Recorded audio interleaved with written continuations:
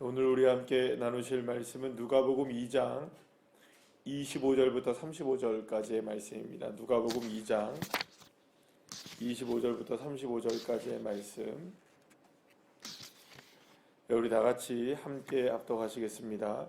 예루살렘에 시몬이라 하는 사람이 있으니 이 사람은 의롭고 경건하여 이스라엘의 위로를 기다리는 자라. 성령이 그 위에 계시더라. 그가 주의 그리스도를 보기 전에는 죽지 아니하리라 하는 성령의 지시를 받았더니 성령의 감동으로 성전에 들어가매 마침 부모가 율법의 관례대로 행하고자 하여 그 아기 예수를 데리고 오는지라. 시몬이 아기를 안고 하나님을 찬송하여 이르되 주제여 이제는 말씀하신 대로 종을 평안히 놓아 주시는도다. 내 눈이 주의 구원을 보았사오니 이는 만민 앞에 예비하신 것이요 이방을 비추는 빛이요 주의 백성 이스라엘의 영광이니이다 하니 그의 부모가 그에 대한 말들을 놀랍게 여기더라. 시몬이 그들에게 축복하고 그의 어머님 마리아에게 말하여 이르되 보라 이는 이스라엘 중 많은 사람을 패하거나 흥하게 하며 비방을 받는 표적이 되기 위하여 세움을 받았고 또 칼이 내 마음을 찌르듯 하리니 이는 여러 사람의 마음의 생각을 드러내려 함이라 하더라. 아멘. 할렐루야. 오늘 이렇게 주님 앞에 나오셔서 함께 예배하는 여러분들에게 풍성한 하나님의 은혜가 넘쳐나시기를 소망합니다. 오늘 우리가 함께 읽은 말씀을 보시게 되면은 시므온이라는 한 사람을 어린 예수님이 이제 예루살렘에 부모님들과 함께 가게 되었는데 그때 이제 경건한 사람이었던 의로운 사람이었던 시므온이라는 사람을 만나서 시므온이 이제 예수님을 만나 뵙고 이제 하나님 앞에 찬양하는 그런 내용이 바로 오늘 이 본문의 내용입니다. 자, 그런데 이 시므온에 관한 이 내용은 이 사복음서 중에 유일하게 지금 이제 누가복음에만 기록되어 있는 이야기입니다. 특히 이제 누가복음에서 오늘 본문을 비롯해서 앞뒤에 있는 내용들을 이렇게 보게 되면 예수님의 어린 시절에 관한 이야기가 나오게 되는데요. 어린 시절에 관한 이야기가 유일하게 기록되어 있는 것도 사실은 이제 누가복음이 유일하고요. 오늘의 이 본문도 사실은 누가복음에서 유일하게 기록된 말씀이라고 할 수 있습니다. 그런데 이제 그 시몬에 관한 이야기가 이렇게 나오게 되는데 오늘 본문에 보시게 되면 25절에 보면 이 시몬이라는 사람이 어떤 사람이냐? 그 이스라엘의 위로를 기다리는 자 이렇게 얘기합니다. 이스라엘의 위로를 기다리는 자. 그러면 이 이스라엘의 위로를 기다리는 자가 무엇을 기다리는 사람이었냐면 궁극적으로 말하자면 메시아를 기다리는 사람 이 정도쯤 우리가 생각하면 되겠습니다. 그래서 26절의 말씀에 보면 주의 그리스도를 보기 전에는 죽지 아니하리라는 성령의 지시를 받았다. 그러니까는 이 사람은 하나님께 경건한 삶을 살아가면서 의로운 삶을 살아가면서 어떤 마음의 감동을 받고 살아갔냐 하면 너는 평생에 그리스도께서 오시는 것, 그러니까 예수님이 오시는 것을 너는 보고 아마 죽을 것이다 라는 이런 마음의 감동을 받아서 언제나 무엇을 사모하며 살아갔을까요? 내 인생 가운데 메시아를 보게 될 것이다 라는 그런 정말 감동을 받고 그것이 인생 가운데 유일한 목적으로 내 평생에 누구를 보겠다. 정말 메시아를 그리스도를 좀 만나겠다라는 그런 마음의 감동을 가지고 이제 살아갔던 겁니다. 그러니까 이 사람의 마음 속에는 온통 무엇으로 가득했을까요? 오늘이나 내일이나 언제쯤 내가 이 그리스도를 볼 수 있을까? 이런 마음을 여러분들 가지고 살아갔겠죠. 그런데 여러분 이 사람이 얼마나 그러면 그리스도 예수님, 그러니까 이분이 이제 예수님인지는 몰랐겠죠. 그 처음에는 이제 어린 아이 예수님인 줄 알았을까요, 몰랐을까요? 그런 거는 몰랐겠죠. 그러니까 어디엔가 예루살렘에 또 이스라엘 땅에 그 메시아가 오지는 않았을까? 날마다 뭐랄까요, 이렇게 민감하게 바라보고 또 유심히 바라보고 조사해보고 했겠습니까? 안 했겠습니까? 이분이 했겠죠. 그래서 혹시나 정말로 예수님이 그 메시아라는 사람이 비슷한 사람이 있을까 하면 가보면 이 사람 아니네 이런 마음이 있었겠죠, 그죠? 근데 이분이 그렇게 그토록 찾아다니고 또 고대하고 인생 가운데 그토록 만나기를 원했던 메시아 그리스도가 어느 순간 만나지게 된 거죠. 어떻게 만나게 되느냐? 이분이 이제 예루살렘 성전에 예배를 하러 이제 올라갔다가 마침 그곳에 이제 이 아이가 이제 예수님이 이제 난지 8일 만에 할례를 다 마치고 나서 이제 무슨 일 때문에 이제 올라가게 된 거예요. 그래서 이제 뭐 그게 이제 그 말하자면 이제 아이를 낳으면 이제 성전에 올라가서 이제 예배를 드리는 관례 같은 게 있었어요. 그 관례대로 이제 마리아와 요셉이 그 아이를 데리고 예수님을 데리고 성전에 찾아갔을 그때에 마침 시므온도 어디를 간 겁니까? 성전에 가게 되었고 거기서 누구를 만나게 된 겁니까? 이 마리아와 요셉과 이 아기 예수를 만나게 된 거죠. 근데 만나자마자 이 시므온은 알았던 거예요. 이 아기 예수가 누구라는 걸 알았던 겁니까? 메시아라는 거를 단박에 알아본 거죠. 그래서 그 아이를 안고 이 아이가 어떤 아이인지 너무 감사하면서 또 이렇게 고백하면서 찬양하면서 마리아에게, 특히 이제 마리아에게 오늘 34절 35절 말씀에 이 사람이 어떤 사람이 될 것이냐라는 것에 대한 부분들을 이렇게 말을 하게 되는 것을 보게 됩니다. 여기서 우리가 이제 함께 몇 가지 살펴볼 것이 있게 되는데요. 첫 번째는 이겁니다. 이 시몬이라는 사람이 정말 극적으로 만났죠. 이분은 정말 마음속에 그리스도를, 메시아를 만나는 것을 사명으로 알고 살아갔는데 그토록 바랐던 이 그 메시아를 정말로 그 뭐랄까요, 자기가 원했던 시간에 만났거나 아니면은 자기가 뭔가 이렇게 기대했던 순간에 만난 게 아니라 정말로 기대하지도 않았던 그 순간, 그죠? 기대하지도 않았던 그 순간 정말 뜬금없이 그리고 갑작스럽게 정말 뭐 어떻게 뭐 이렇게 예상된 시나리오로 이렇게 만나는 게 아니라 갑작스럽게 어느 날 만나게 되었다는 거죠. 그러나 이렇게 만나게 되었던 한 가지 이유와 원인이 있다면 무엇일까요? 이 시몬이라는 사람은 계속해서 날마다 누구에 대한 갈망이 있었을까요? 그리스도에 대한 갈망이 있었던 겁니다. 갈망이, 그 그리스도를 향한 이 갈망이 끊어지지 않았고 그리스도에 대한 갈망이 언제나 살아 있었을 그때 포기할 만도 했을 거예요, 그죠? 왜냐하면 자기 생전에 보게 될 것이라고 말했는데 눈을 씻고 찾아봐도 있었습니까, 없었습니까? 눈을 씻고 찾아봐도 없었단 말이에요. 그런데 그럼에도 불구하고 시몬은 늘 언제나 어땠습니까? 끝까지 갈망했어요. 끝까지 갈망했을 때 이 시몬은 누구를 만나게 되었느냐? 그리스도를 만나게 된 것이죠. 사랑하는 여러분, 우리가 포기하지 않으면 주님은 포기하지 않으십니다. 주님은 우리에게 포기하지 않으셔요. 문제는 누가 포기를 할까요? 우리가 포기를 하는 겁니다. 내가 내려놓게 되고 내가 포기를 하고 내가 주님 만나는 것, 주님의 역사를, 주님의 은혜를 내가 스스로 포기할 때가 있다는 것이죠. 왜냐하면 정말 기다리는 것이 어떻습니까? 때로는 뭐 힘겹기도 하고 또 때로는 그것이 우리를 지치게도 만들고 어제나 오늘일까 또 내일일까 이걸 언제까지 기다리느냐, 언제까지 이렇게 돼야 되느냐. 그러면 여러분 자연스럽게 우리는 뭘 하게 되나요? 이제 포기를 할 수밖에 없지. 나는 이제 포기해야 되겠다. 이것에 대해서는 내가 포기를 해야지. 주님 언제 우리에게 역사하실까? 이 마음 가지고 내가 살다가 내가 죽겠다. 이런 생각을 하게 될 수 있잖아요. 그러나 시므온도 마찬가지로 그런 마음이 불쑥불쑥 들었을까요? 안 들었을까요? 왜 인간인데 그렇지 않았겠습니까? 왜 사람인데 그렇지 않았겠습니까?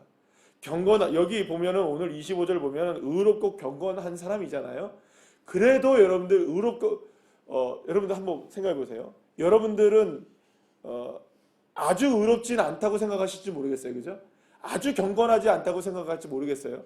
그러나 제가 볼 때는 새벽 예배 이렇게 나오시고 기도하시고 예배하시는 여러분들이 의롭지 않고 경건하지 않으면 누가 의롭고 경건하겠습니까? 네, 동의를 안 하시네요. 제가 볼 때는 이 새벽에 이렇게 나와서 예배하고 주님 앞에 기도하고 또 부르짖고 간구하는 여러분들이 의롭지 않고 경건하지 않으면 도대체 누가 의롭고 경건한 거예요? 그 예를 들어서 우리가 조금 의롭고 조금 경건하다고 생각했을 때도 우리도 낙심됩니까? 안 됩니까?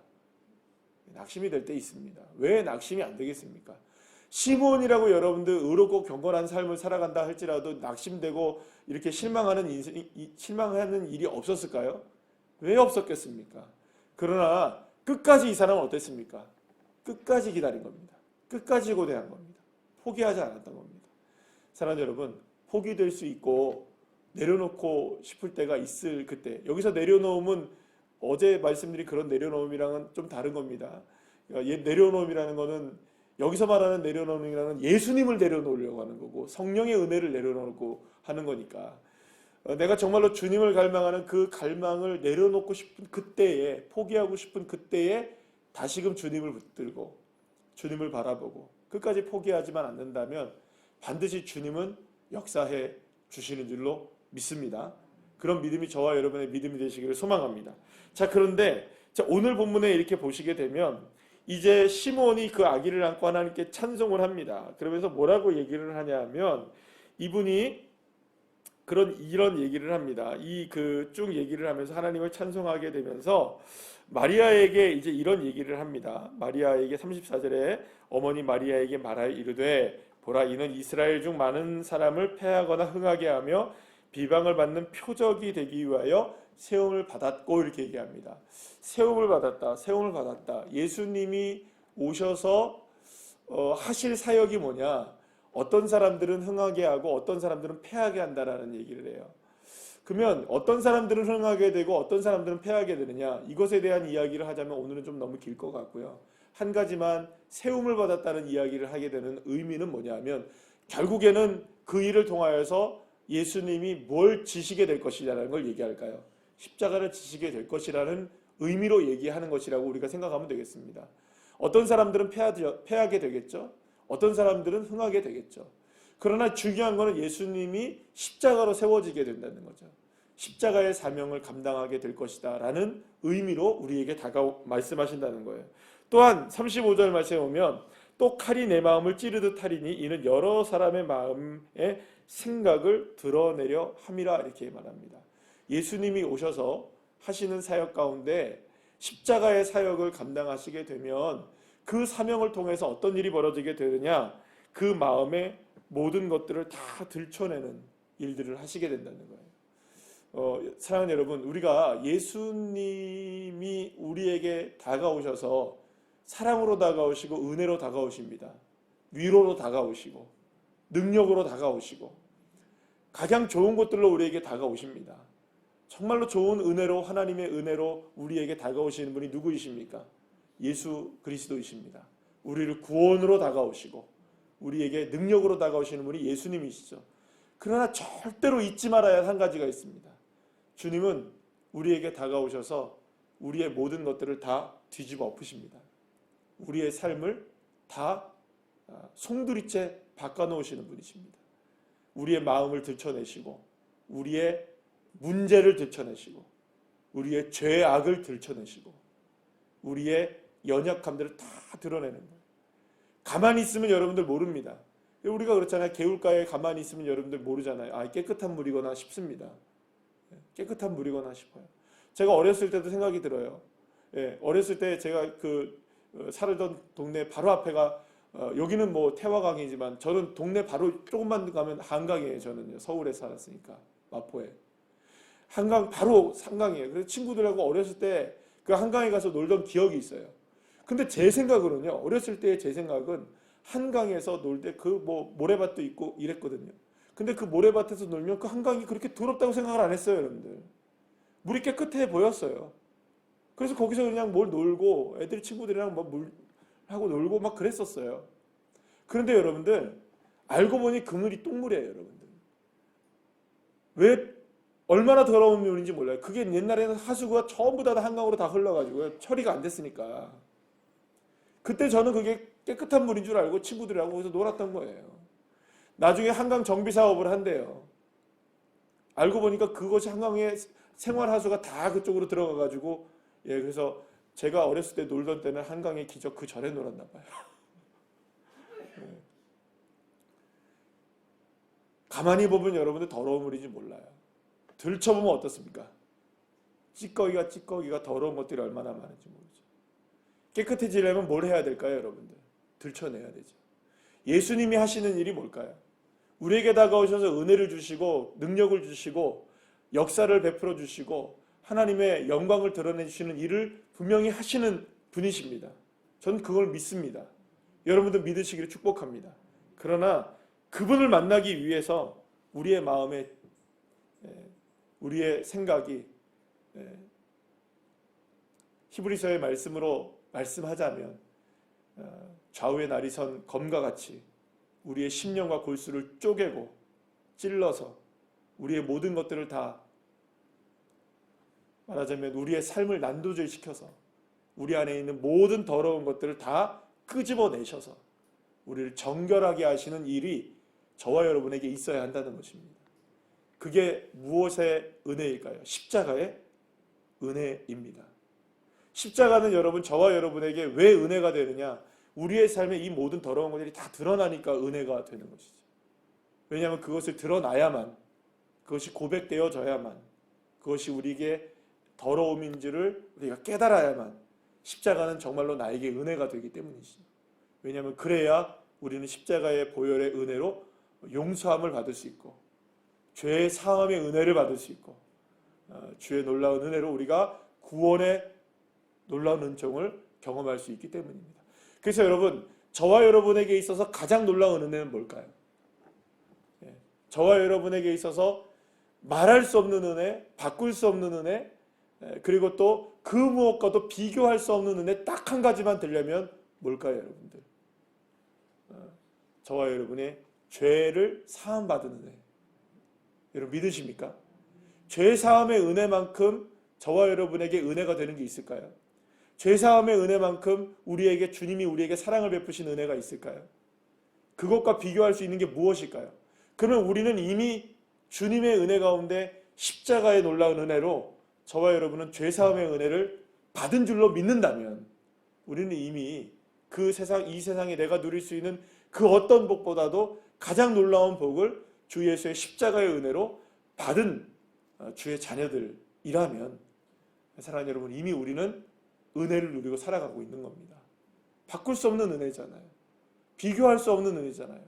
무엇과도 여러분들 우리가 바꿀 수 없는 은혜를 이미 십자가의 은혜를 받았다면 그 은혜를 여러분들 정말로 나의 삶 속에 하나님 앞에 그 은혜 하나만으로도 오늘도 감사할 수 있고 그 하나만으로도 주 예수의 십자가의 은혜로 우리가 살아갈 수 있다면 여러분들 우리가 다른 그 무엇의 은혜가 우리에게 필요하다고 한다면 우리가 포기하지 않는다면 시므온처럼 반드시 주님의 십자가의 사랑의 은혜를 받은 나라면 주님께서 그렇게 우리를 사랑해 주시지 않으시겠습니까?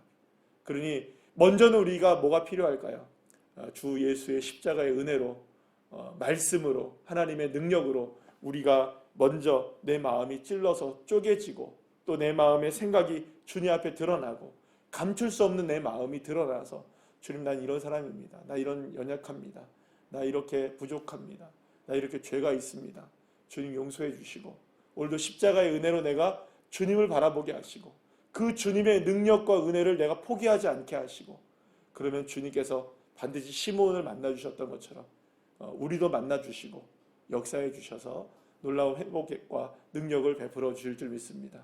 이 놀라운 십자가의 은혜와 또 시므온이 바라봤던 주님의 놀라운 경건한 그 믿음의 은혜가 저와 여러분에게 풍성하게 임하는 이번 한 주가 되시기를 간절히 축복합니다.